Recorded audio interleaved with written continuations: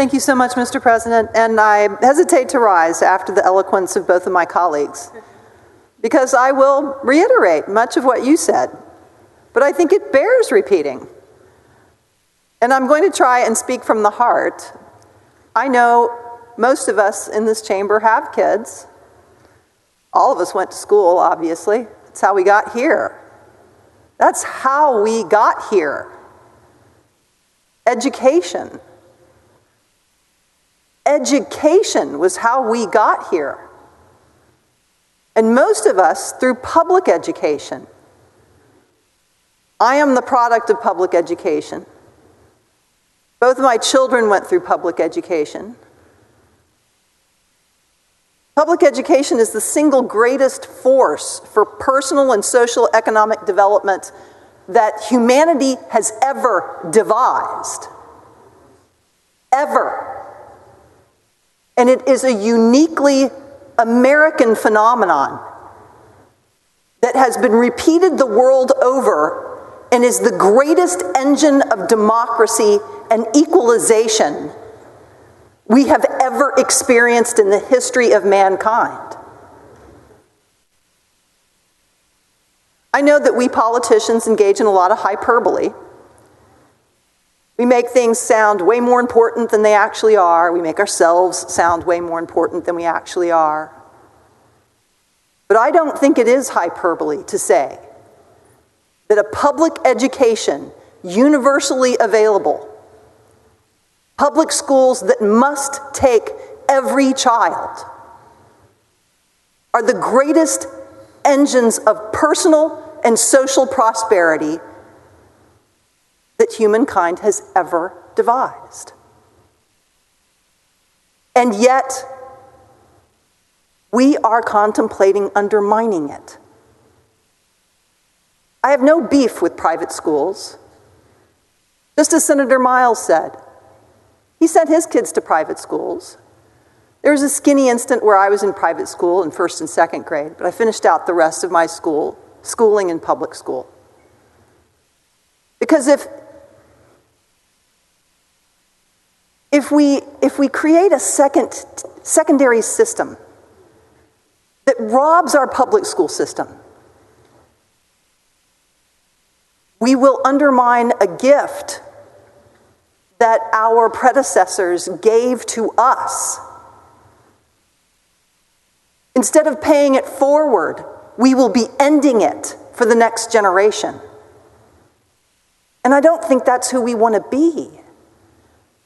I think that we in this chamber are engaged in trying to turn toward one another and create solutions, instead of turning away from one another and dividing us. I'm going to take it down to a super, personal level. Remember that feeling when your kid got big enough to go to public school? Y'all remember that moment where you were relieved? It was awesome for a number of reasons. You didn't have to pay for pre-K anymore. Awesome, because that was expensive. You didn't have to drive them to pre-K because it was either a neighborhood school or there was a bus. Also, in most instances, all the rest of the kids in the neighborhood were going to that same school. There was a ready-made community, a shared experience. Do you remember all the friends in the parents' groups that you made? Friends with other adults, unlike any other adult friends that you've ever made. We make really close friends in school, really close friends who are our friends for the rest of our lives. But the second group of closest friends are usually those fellow parents in that same neighborhood school that you sit cheek to jowl with in those really long, boring PTA meetings. And that's the second tier of your best friends in life. Why are we accelerating the starvation of our beloved Texas public schools? They educate every child. They meet public school standards. And they certainly They certainly are a cost-effective way for us to pay it forward. Private schools, as both of my colleagues have said, don't have to take every child. They don't have to meet standards. And they certainly won't keep their costs down to $8,000 on a flat fee. They're just not. This is private school choice. This is not parental choice. Most parents and most children are not going to have this choice. But the private schools will be able to pick their students, pick their curriculum, pick their goals and measures for success, pick their price point, because they are private. And I'm good with that. That is their choice. But it's not parents' choice or students' choice. We shouldn't be subsidizing a private enterprise's choice to the detriment of the greatest engine for prosperity we've ever created. And for this reason, I am voting no to this voucher bill, and I'm asking you to vote your constituents' interests. That's what we're sent here to do.